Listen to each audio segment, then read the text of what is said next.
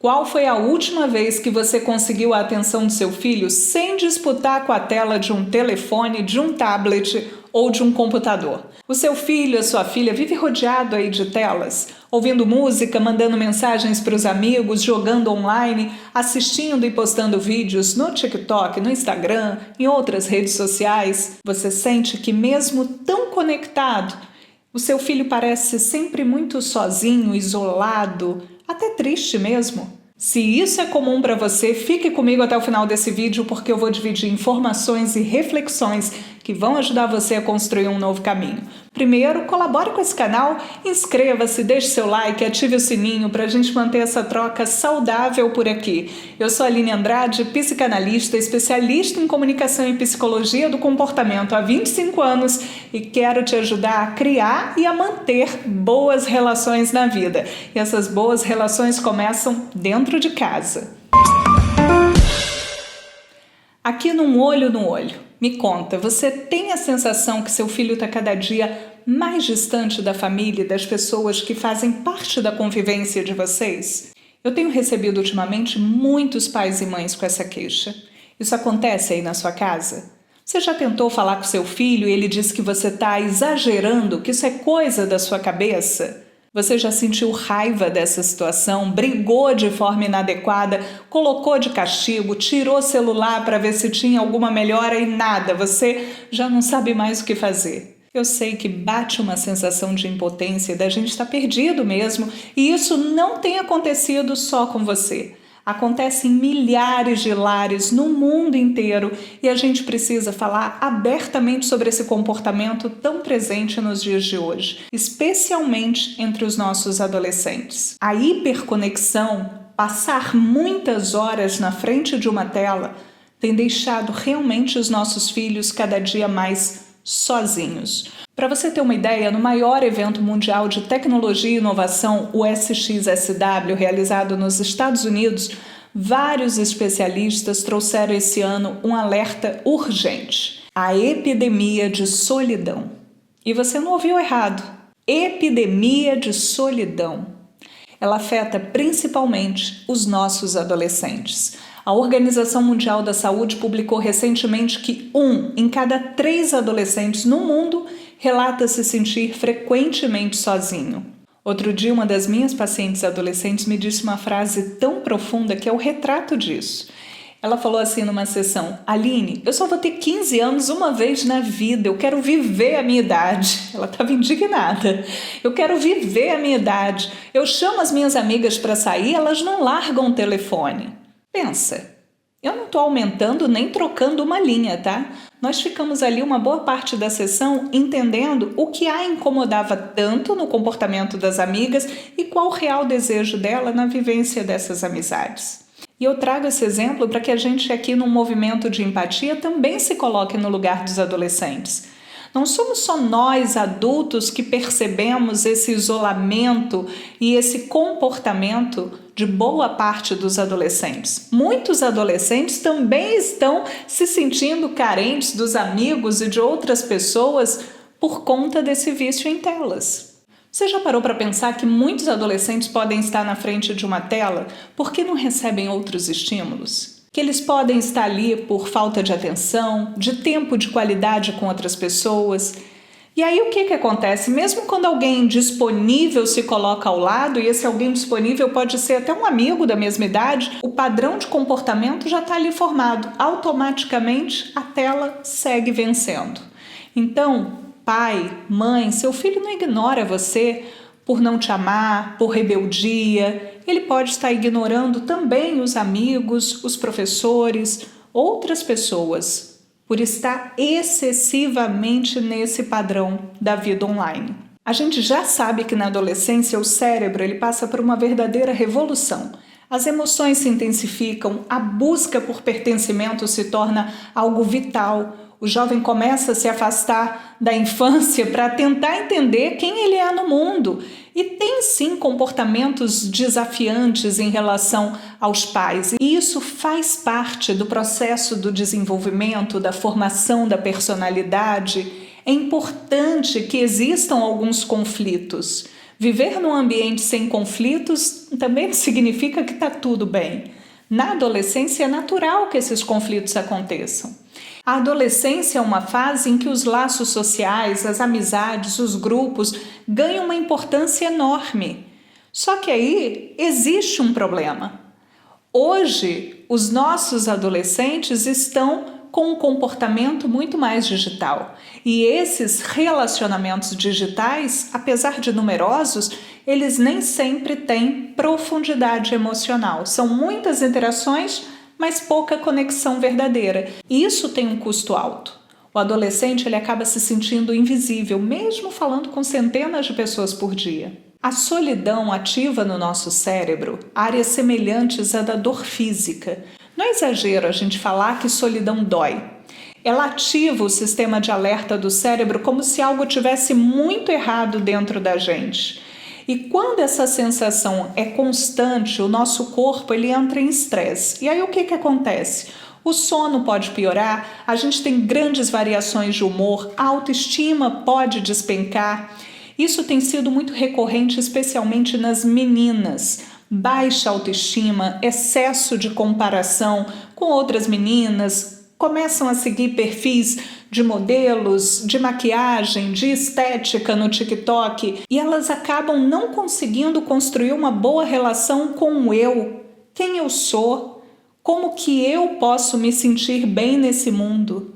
Existe uma desconexão com o eu dentro da conexão com o outro que a rede social proporciona. As nossas adolescentes estão sofrendo. Adolescentes solitários, e aí eu falo de meninos e meninas, tendem a se isolar ainda mais, criando um ciclo difícil de quebrar. Por isso é tão comum, mesmo quando eles estão em grupos, a gente observar cada um ali no seu mundinho, preso no seu telefone, vivendo as suas histórias, que a gente nem sabe que histórias são, não é verdade? Então, o que nós adultos podemos fazer? Primeiro de tudo, dar exemplo. Acho que a gente também precisa passar menos tempo na frente de uma tela e é bom a gente fazer esse exercício. Como a gente tem feito essa desintoxicação, né? Esse tempo fora de redes sociais, fora de computador, esse descanso mental que a gente precisa, que o nosso cérebro precisa. A solidão em tempos de hiperconectividade não atinge só os adolescentes, apesar da gente estar falando aqui mais direcionado para esse grupo.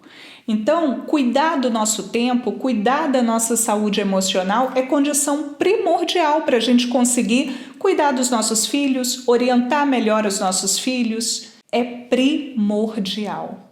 Não esqueça disso. Sente para dialogar, pergunte se ele se sente sozinho, pergunte se ele percebe que ele está se isolando das pessoas ao redor dele. Escute as explicações. Valide o que o seu filho ou filha te disser, mesmo que você não concorde. Validar, aliás, eu já disse isso mais de uma vez aqui no canal, validar não é concordar, é acolher o que o outro está te contando, é ter empatia. Você não precisa transformar aquele momento ali de conversa num verdadeiro interrogatório, num papo chato, onde seu filho vai olhar e vai estar com a cabeça em outro lugar, já pensando em voltar para o celular. Não, seja objetivo, com afeto, com presença, mas tenha objetividade na hora de chegar para esse papo, para esse olho no olho. E às vezes é muito melhor você dar um abraço, ficar em silêncio, convidar para fazer outra coisa, ter a conversa numa outra hora.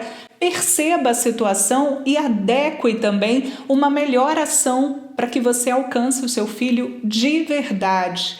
A gente precisa aprender a ter esse jogo emocional trabalhado, né? A gente precisa estar sempre aberto, disponível, a não querer também algo só do nosso jeito, a aprender a negociar com o nosso filho, dizer o que a gente espera, o que a gente acha adequado, mas também considerar o que vem do outro lado, o que o nosso filho tem a dizer. Porque quando o nosso filho encontra esse espaço de segurança para se abrir, para dizer que se sente sozinho, ele precisa entender que você não está fazendo aquilo seguindo algo que alguém disse para você, que alguém te orientou, que não é algo natural seu. Entende? Muitas vezes os pais querem cumprir uma cartilha, mas sem tornar aquilo natural para eles próprios. Vou tentar ser mais clara ainda, tá? Às vezes você chama seu filho para conversar, senta, diz que vai entender, que o seu filho pode se abrir. Aí ele começa a falar, começa a desabafar e você me solta a seguinte frase: ah, mas isso é uma bobagem, vai passar. Na sua idade eu não tinha nem tempo para me sentir sozinho. Então, cuida aí das suas coisas, vamos guardar esse telefone e segue a vida invalidando aquilo que o seu filho está dizendo. Não pode ser assim.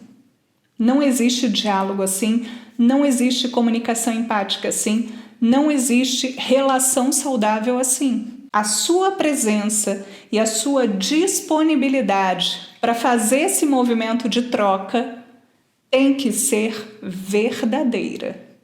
Tem que ser o natural para você. Não pode ser algo forçado.